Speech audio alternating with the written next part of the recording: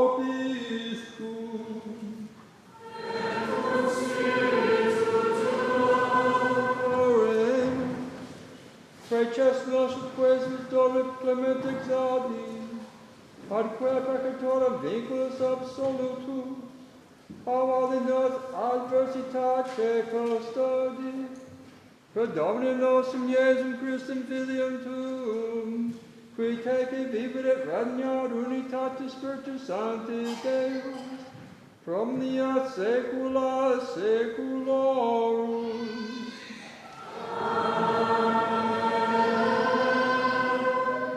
Lex Episcopiati Pauli Apostoli ad Corinthium, Fratre, linguis hominem loqua, et angelorum caritatem altem non habem, quactus sum velo esorant ad cimbalum teniam, et si habuere prophetiam, et noverum mysterium omnium, et omniscientiam, et si habuere omnem fidem ita ut montes transferam, caritatem altem non habuero nihil sum, et si distribuero in cibo pauperum, omnes facultates meas, et si tradidero corpus meam ita ut audium caritatem altem non habuero,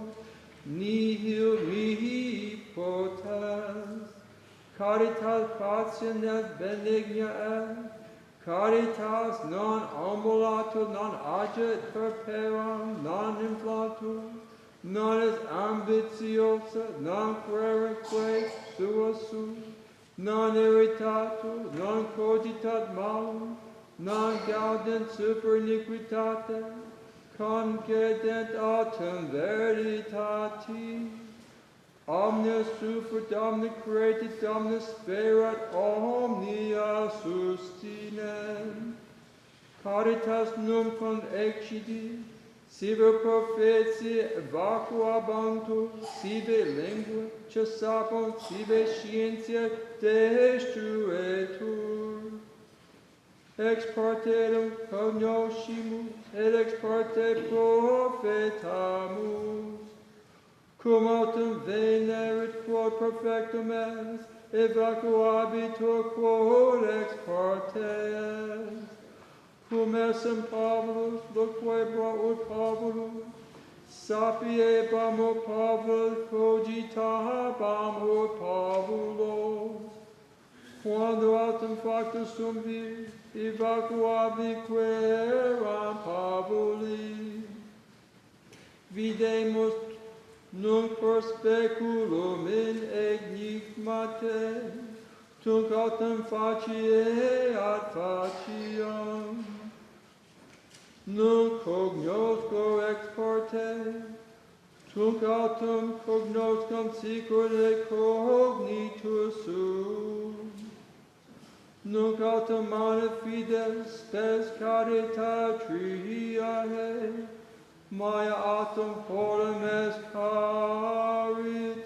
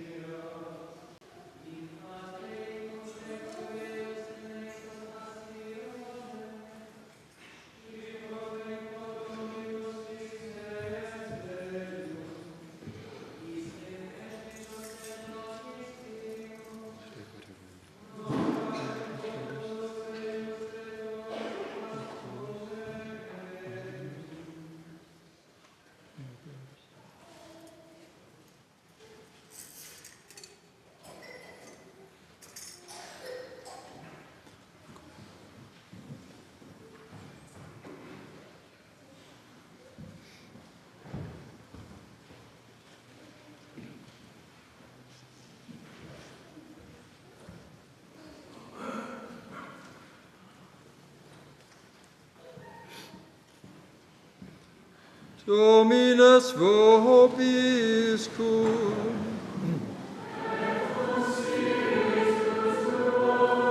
Sequentia Sancti Evangelii secundum Lucam.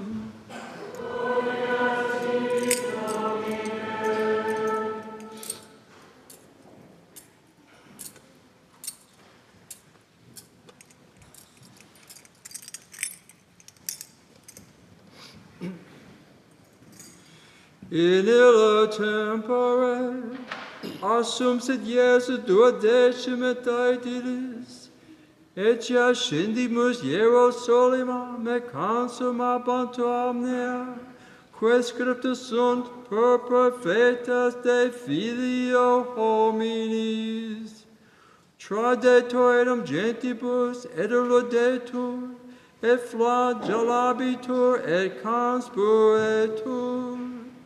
Et postcum flagella reverant occidenteum, et tertia Dei resurgent. Et ipsi nihil hodum intellexerunt, et erat verbum isset absconditum abes. Et non intelligebanque dicebantur. Factum est autum cum opropinquaret Jericho, cecus quidem sedebat sequit via mendicant,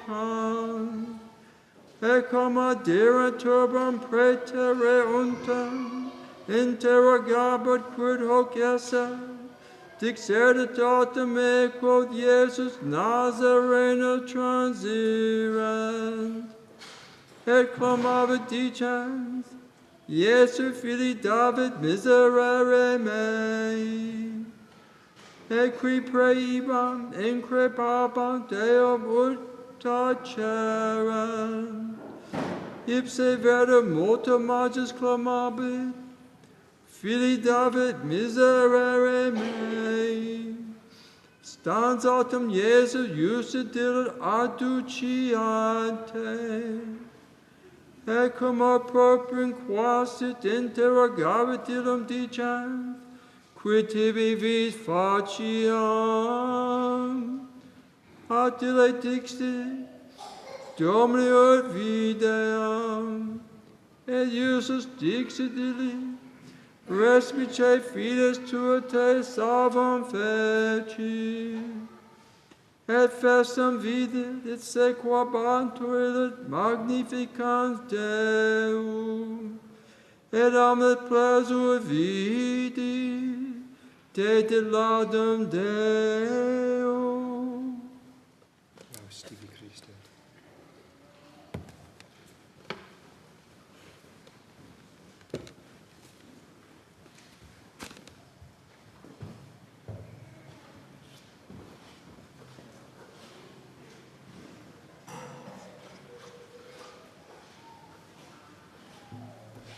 Please be seated. Reading from today, being quinquagesimus Sunday, is taken from St. Paul's first letter to the Corinthians. Brethren, if I speak with the tongues of men and of angels, but do not have charity, I have become as sounding brass or a tingling cymbal.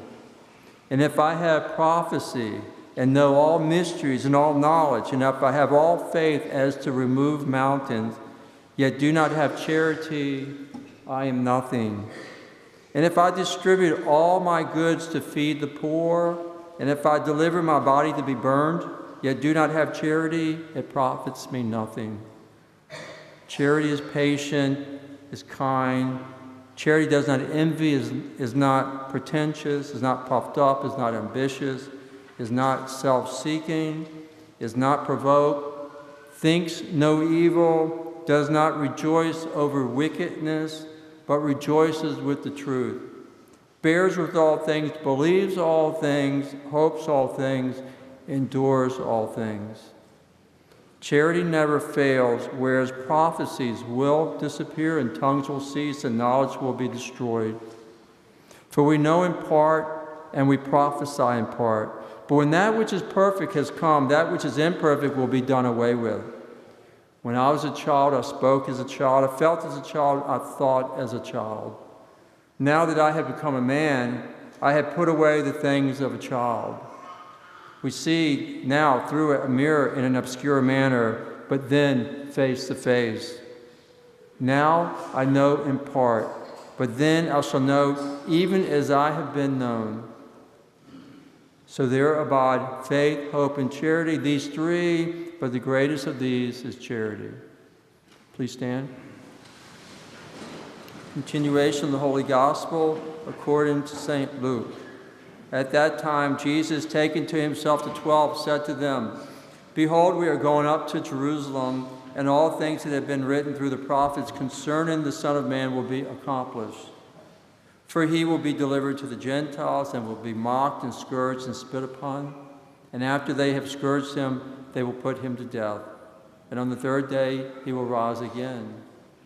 And they understood none of these things, and this saying was hidden from them. Neither did they get to know the things that were being said. Now it came to pass as they drew near to Jericho that a certain blind man was sitting near by the wayside begging. But hearing a crowd passing by, he inquired what this might be.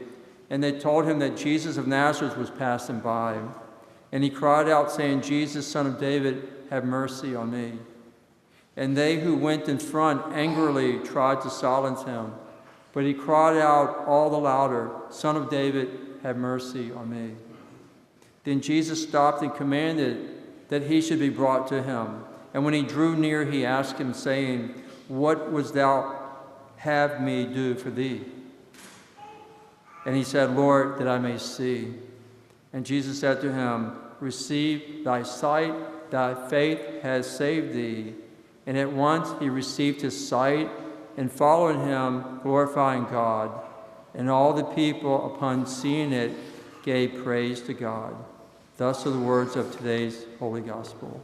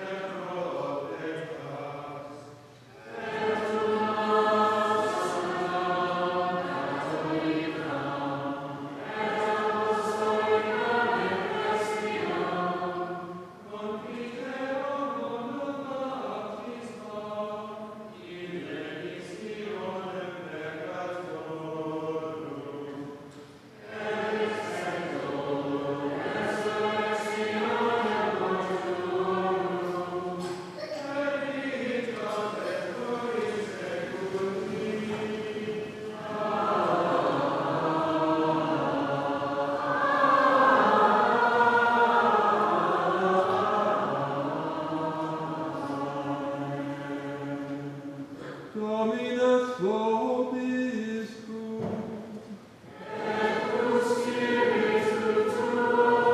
Oremus.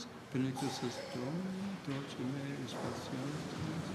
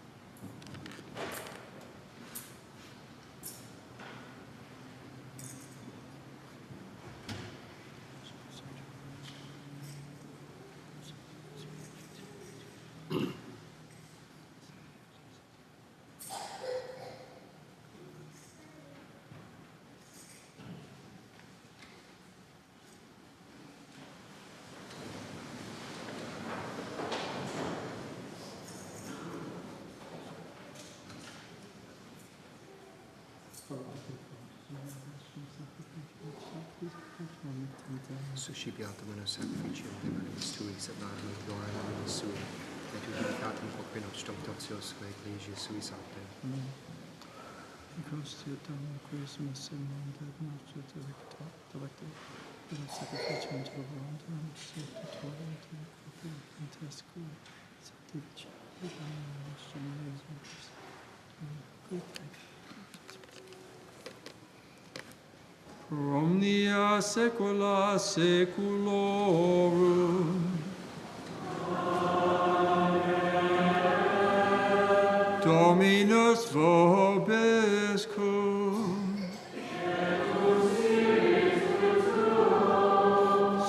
Sursum cordam.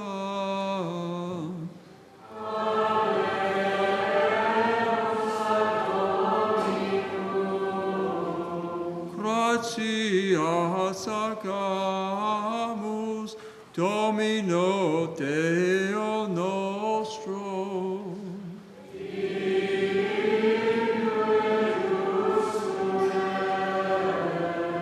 Vere dignum et justum secum et salutare. Nos tibi semper ubique gratias agere. Domine Sancti Pater omnipotens aeterne Deus, qui cum unigenitor Filio tuo, et Spiritus Sancto unus est Deus, unus est Dominus, non in unius singularitate personae, sed in unia Trinitate substantiae, quod enim de tua gloria revelante te credimus, hoc de Filio tuo, hoc de Spiritus Sancto, sine differentia discretionis sentimus, ut in confessione vere sempiternaque Deitatis, et in personis proprietas, et in essentia unitas, et in majestate adoratore qualitas, quam laudant angeli atque archangeli, cherubim quoque ac seraphim, qui noces acclamare quotidie, una voce dicente. Sanctus, Sanctus, Sanctus,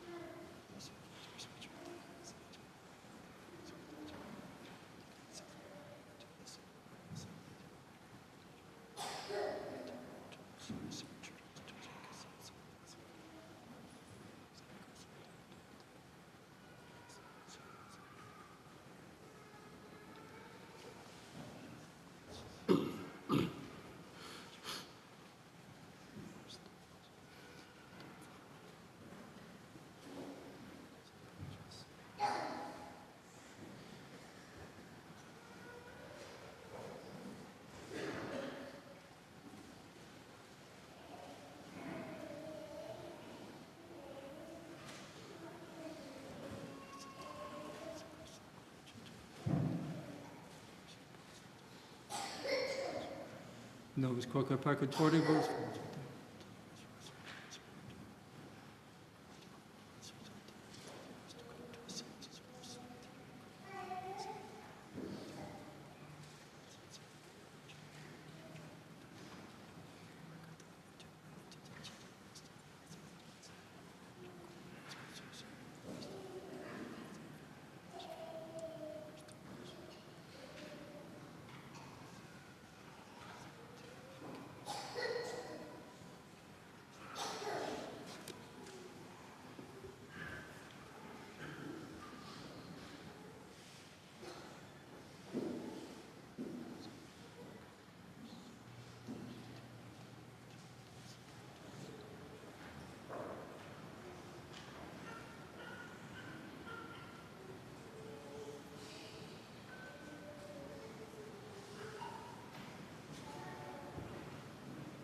Pro omnia saecula saeculorum.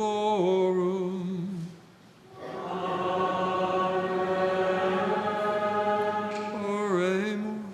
Preceptus salitaribus moniti, et divina institutione formati, audemus dicere. Pater noster, qui es in celis, sanctificetur nomen tuum.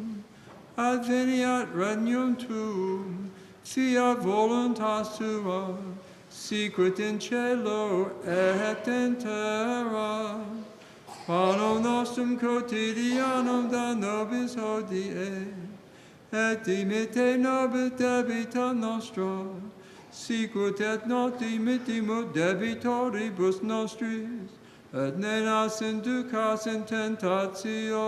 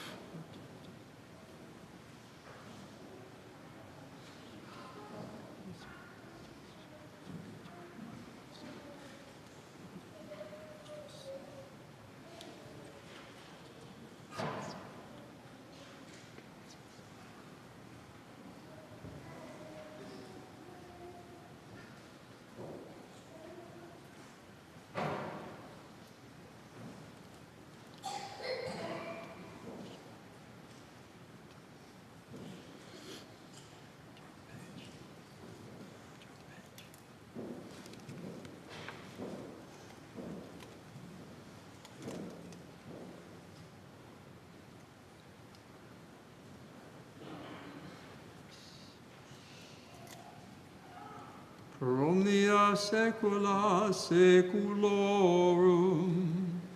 Amen. Pax Domini sit semper vobiscum. Amen.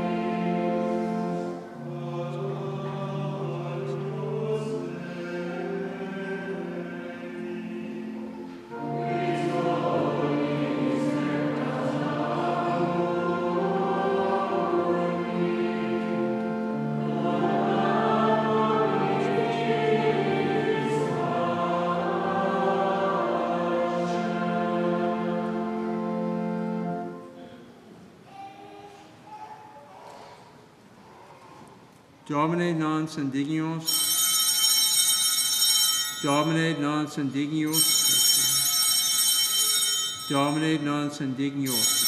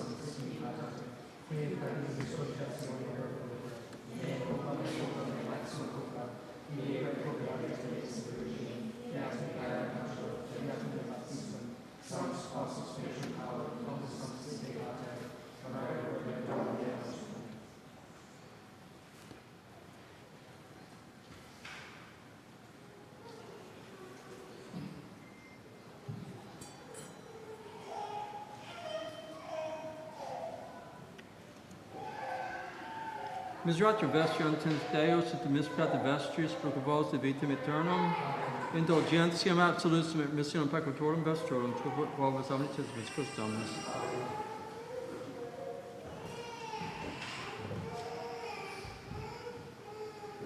Et annus de peccata mundi, Domine non indignos intras tecta meam, satantic diabos sanctam mea, Domine non indignos intras tecta meam, satantic diabos sanctam mea, Domine non indignos intras tecta meam, satantic diabos sanctam mea.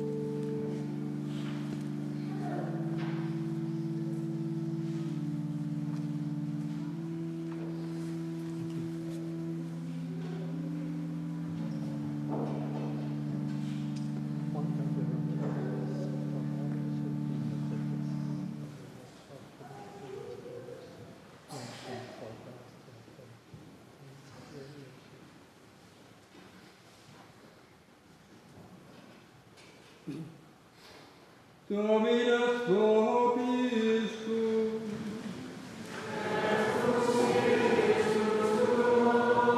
Oremus.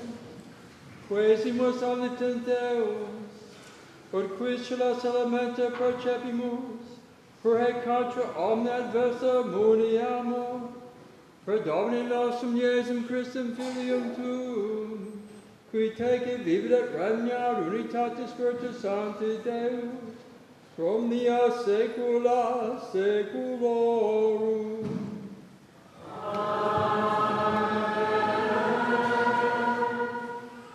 Dominus vobiscum.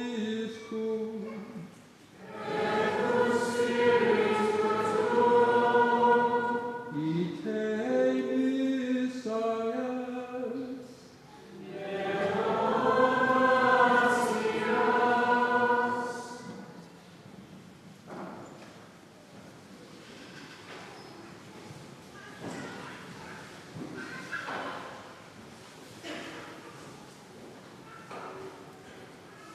Benedicat vos, omnipotens Deus, Pater, Filius, et Spiritus Sanctus.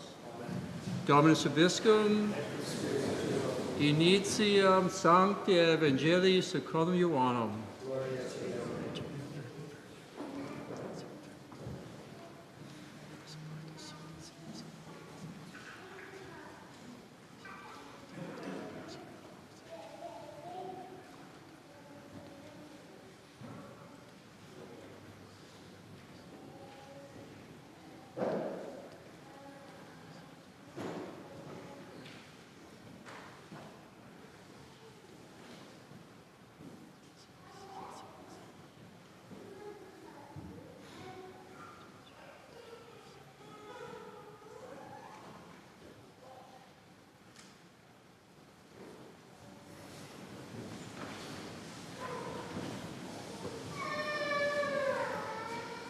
Doctus.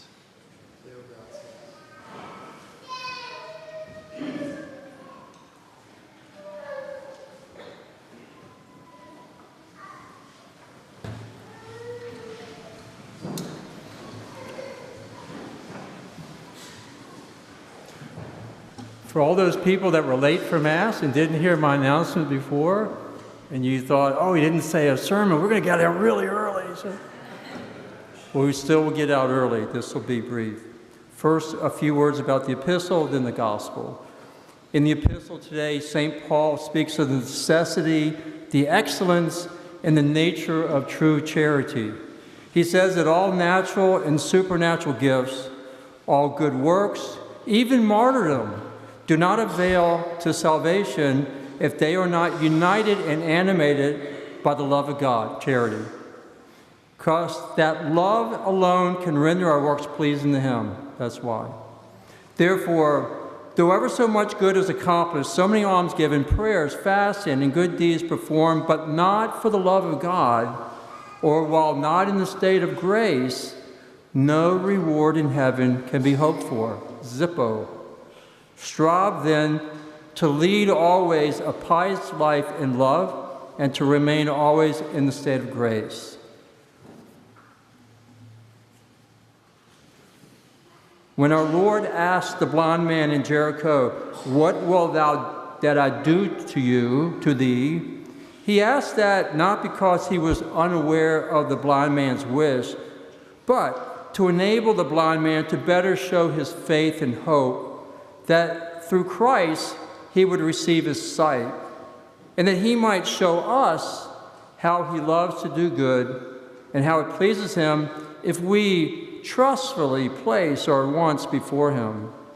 We should learn from this blind man who would not be restrained by the passing crowd in his relentless requests, not to pay attention in the work we have commenced to human respect or human judgment, but to persevere and not to allow ourselves to be led astray by the world's mockery or contempt.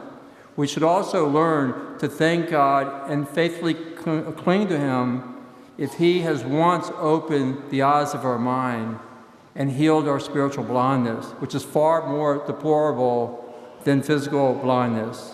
For nothing can be more miserable than not to see and understand God, ourselves, what is necessary for our salvation, and what is dangerous to it.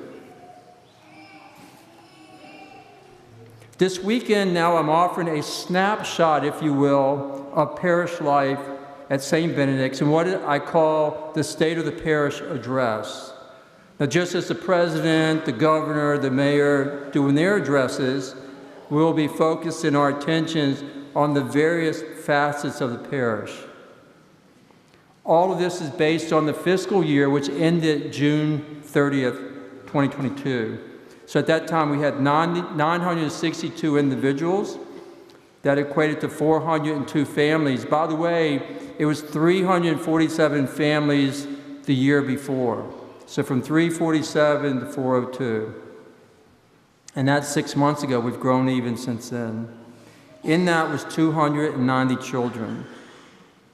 During that time, we had 8 deaths, 39 baptisms, 24 First Communions, 26 confirmations. 10 of those were adults coming into the church through the RCI program, 8 marriages, and 205 children enrolled in the CCD class.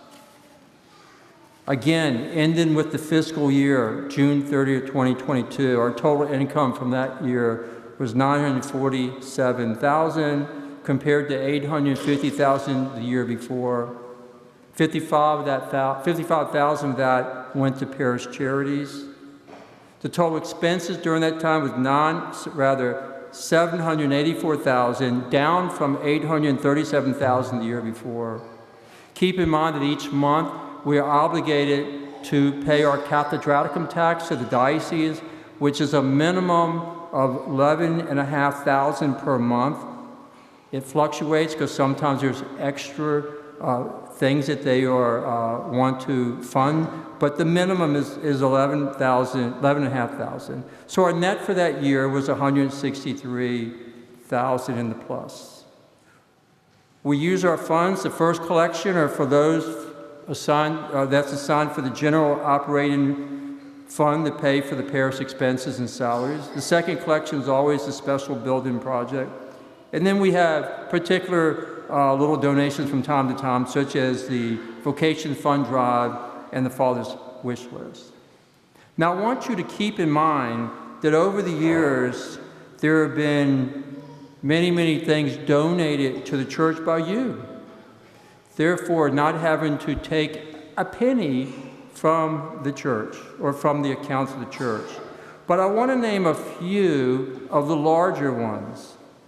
The playground and installation, the prayer garden over here that we enjoy. That, by the way, the diocese uses as their screensaver. At all their, we should get royalties for that. But that's over $90,000 right there. The piazza out front that we enjoy and all the kids run, you'll see them in a few minutes. They'll be running all over the place. Recently, we just acquired one of our parishioners bought 501 Makash for us, and it's paid it completely and gave it to the parish. When we built this building, we had a capital campaign.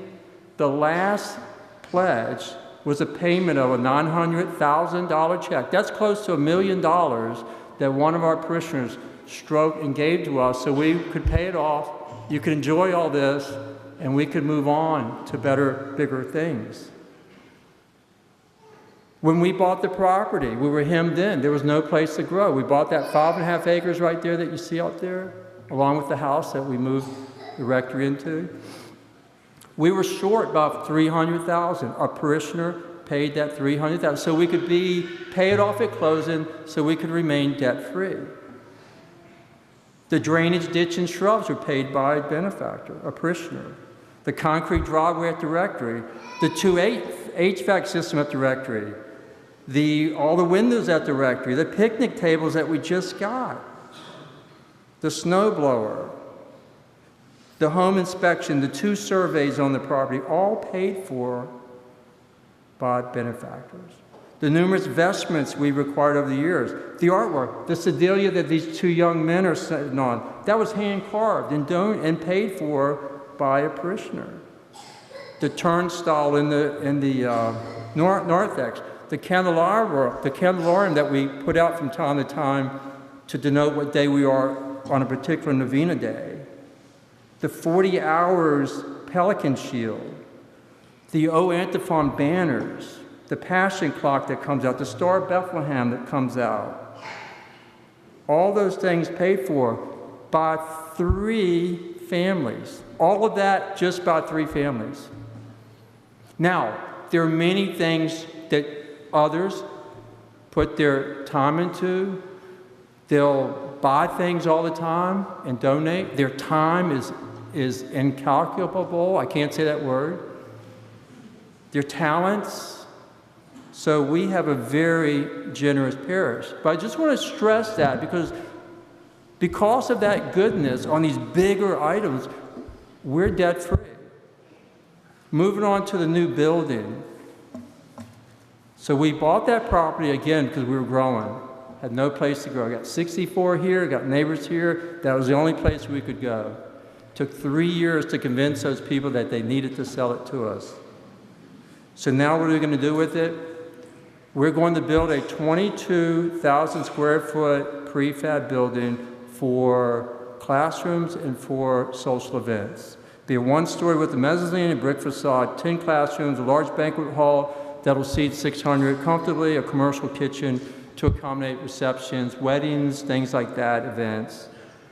So where we are now with it, well, from your perspective, it has been dormant for a while, but behind the scenes, a lot's been going on. First of all, this is the city of Chesapeake, multi-layers, many permits. We had to go through city council to get that approved. We had to placate the neighbors, of course. We had to get it rezoned. We had to get different permits, environmental permits, impact surveys, all these things. And not to mention to vet it with the diocese. So the architect has been at a standstill for a while at 75% of his drawings. He was waiting on the plans for the metal structure, the steel rafters and girder, all that, the shell of the frame of the building. That took a while because we couldn't get a quote. We were supposed to get 3 quotes. We could only get 1. The diocese finally allowed us to go with that. So now we've broken through that. That company will take 8 weeks to draw up the plans, and they fabricate the steel, send it here. In the meantime, after this, they come up with their drawings. They give it back to our architect. He then can finish the plans. With that 100% plan, the 100% drawings, he can now submit it to the city for final approval so we can get the permit to start breaking ground. With weather, good weather, if the supply chain is good, and if they can, have the laborers to build, they say it'll take about 10 months to complete. Right now, as of last month, the end of January, we had $1.38 million set aside for it. We've already put in $73,000 towards it. Currently, we are debt-free, but that will substantially change when we start a building campaign, which I plan to see most of you. So you can bet on that. We have been, for the last number of years, been struggling, duking it out with each other on space between the CCD classes and the other things, the meetings, the parking. It's been a struggle, and your patience has been extraordinary. But now we're ready. So now it's time to let us put our money where our mouth is. I intend to lead that charge for you. So I've got my skin in, I will have my skin in the game too. I expect you to do the same. Our future plans and goals, after the new building is completed, things settle down, if I'm still here, I'd like to acquire a new marble altar. That's plaster and it's a little beat up. When you come to think about it, everything in this building is new or restored. That is the center. That's where the Holy Sacrifice is, but that should be, the number one thing. And yet, here it is, the last thing. So I'd like to get that done. And hopefully, probably with divine intervention, we can get the whole building consecrated in the old rite. After that, long-term plans, I'd expect to do some with the administrative building, maybe raise that and build up a new one, maybe even on a smaller footprint, but strictly administration. And then looking way in the future, maybe do something with the entrance here with a nice gate entrance so it doesn't look like you're coming into a backyard or something like that. Then an outdoor pavilion to complement the building, and then maybe a scripture garden. We have extended an offer for a full-time organist choir director. Many of y'all met him. He was here last month, Mr. Adrian Fajda, who is from Poland. And because he's not an American citizen, it'll take about a year for the immigration paperwork to come through, which we're already well into that. And then finally, probably in about 2 or 3 years, we'll probably acquire another fraternity priest, this one being a retired priest. The fraternity encourages their priests to retire in parishes so that although they can come and go as they please, being retired, but while they're there, they're expected to pull their weight. So that would be a nice thing to have another priest. So,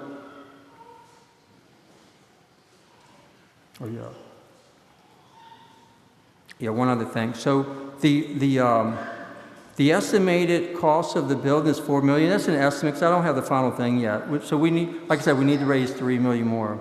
So we're very blessed to have 5 permanent members of our finance council that are most dedicated to assisting and advising the pastor on temporal goods and the finances of the parish. Now, this is set up by the diocese that we strictly adhere to a diocesan policy mandated by universal canon law.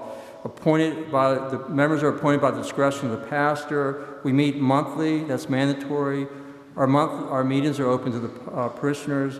All our minutes, our budgets, and annual reports go to the diocese for their review.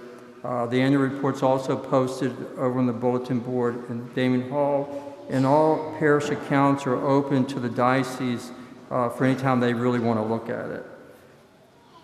So we have come a long way, but we still have a ways to go. Together, we can get there. So I'd like to express my profound thanks and gratitude for the generosity of all of you wonderful parishioners, the parish council, but especially the parish finance council, for their role in maintaining the temporal goods of the parish and the financial vitality of the parish. Thank you very much, and may St. Benedict bless God. If you have any questions, you may see me or one of the members of the Finance and Parish Council. I'd like now to invite Mr. Amir Kamasi. Sorry, Amir, sorry. So, just very briefly, so he's going to tell you about the plight in the Holy Land. I've been over there 3 times. I've seen it firsthand.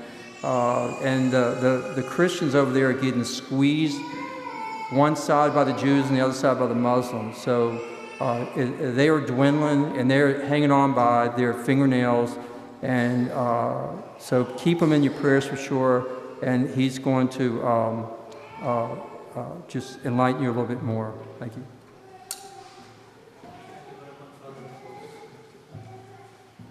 Good morning, everyone. As Father Nichols said, my name is Amir Kumsiya, and I'm a Christian from the Holy Land. I was born in Jerusalem, and I grew up in Bethlehem. And before I start my brief presentation, folks, I would like to take this wonderful chance and thank all of you here for the generous support you have shown to us throughout the years. I mean, your sense of solidarity with your brothers and sisters in the Holy Land is greatly appreciated. Thank you all very much, and may God bless you and bless your good work. Well, folks, we're back to you today for the same good cause, which is to support the Christian community in the Holy Land. Now, for those who are new members here, and also to refresh your memory, I would like to share with you a little bit some information about the Christian community back home. Well, folks, Christianity in the Holy Land some 70 years ago made about 20% of the total population. Nowadays, it is less than 2%. And if you are wondering about the Catholic community back home, well, folks, it is less than 1%.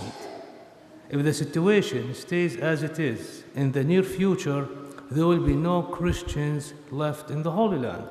And the Holy Land will be basically a museum. And this is absolutely wrong and not fair for all of us. We want the Christians to stay rooted in the land of Christ, because Christians back home will protect our holy sites.